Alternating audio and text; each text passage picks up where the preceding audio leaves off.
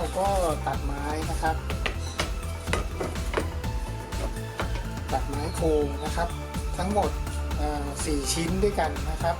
ตัวที่ชิ้นนี้นะครับยาว55 เซนนะครับ2 ชิ้นนี้นะครับ55 เซนนะแล้วก็ชิ้นนี้35 เซนครับจากนั้นหาไม้มานะครับ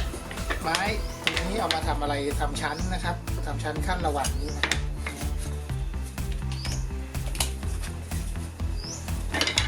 ตอนนี้เราก็ต้องมาประกอบตัวนี้กันก่อนครับประกอบโดยใช้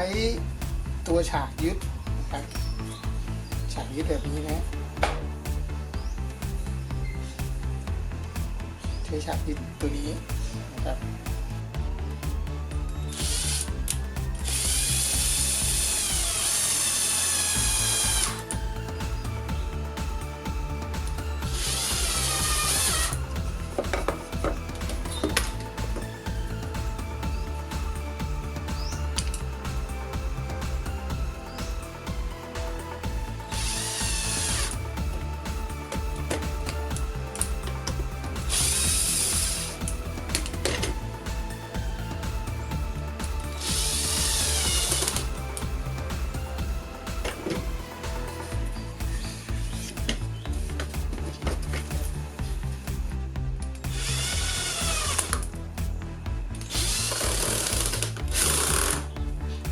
นั้นนะครับเอาขี้เลื่อยครับอุดรู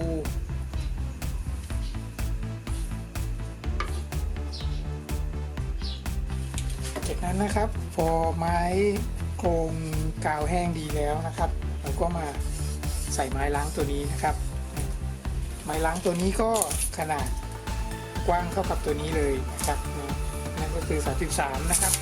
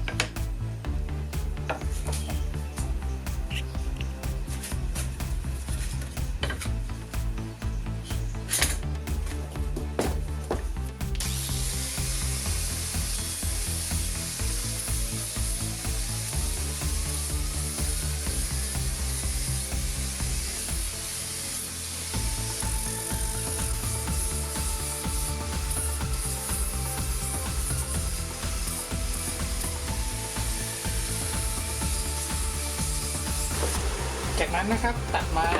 นะครับมากั้นเป็นช่องครับ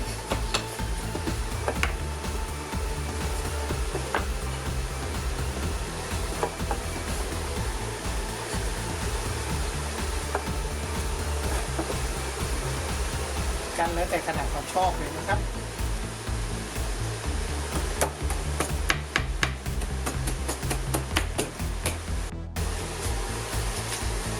จากนั้นนะครับติดบานพับ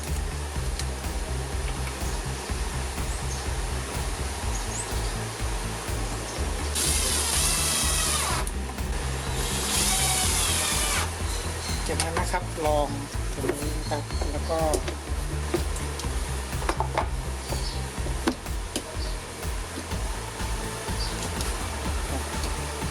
คราวนี้จัด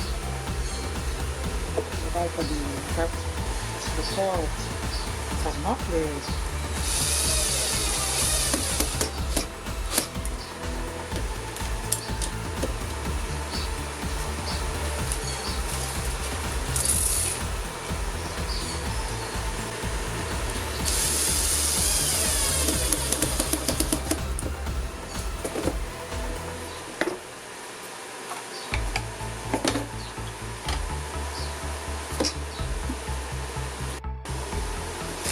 จากนั้นใส่ตัวกดกระดิ่งนะครับ